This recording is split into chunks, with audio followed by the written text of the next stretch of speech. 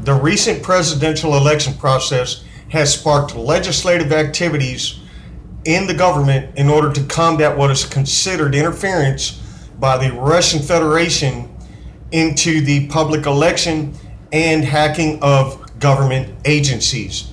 It is also labeling fake news as agents of the Russian Federation. Now, what I want to talk about here when we're concerning this is House Resolution 6393, the Intelligence Authorization Act for fiscal year 2017, which has passed the House and is waiting to pass the Senate. They received it on December 1st. If this goes to President Obama's desk, he will most likely sign it into law. And many Americans are really concerned about this. And what I want to talk about right now is Section 103, which is it concerns the Office of the Director of National Intelligence. If prior notice is given to Congress, may authorize the employment of civilian personnel in excess of the number of authorized in fiscal year 2017, if necessary for the performance of important intelligent functions, the conversion of a function of an element of the intel community to civilian personnel. That is a broad brush statement inside this. Now I want you to go ahead and consider Section 701 and Section 401. And before I go any further, I want to note that the actual link to this House resolution will be posted in the description below.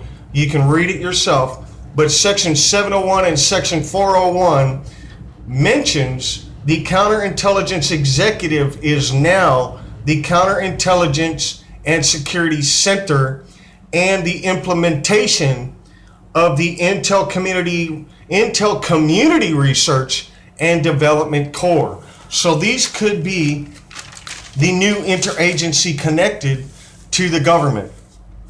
Also, Section 501 is very concerning to the public. A lot of people are talking about it. I just want to read through it real quick.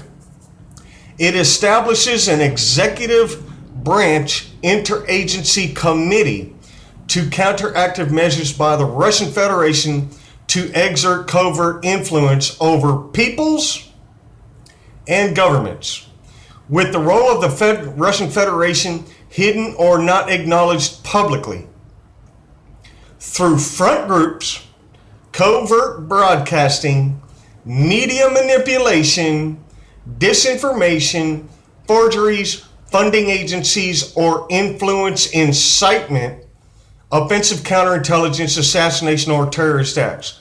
The committee shall expose falsehoods, agents of influence, corruption, human rights abuses, terrorism, and assassinations carried out by the security services or political elites of the Russian Federation and their proxies. So what we're talking about here is a broad brush statement in order to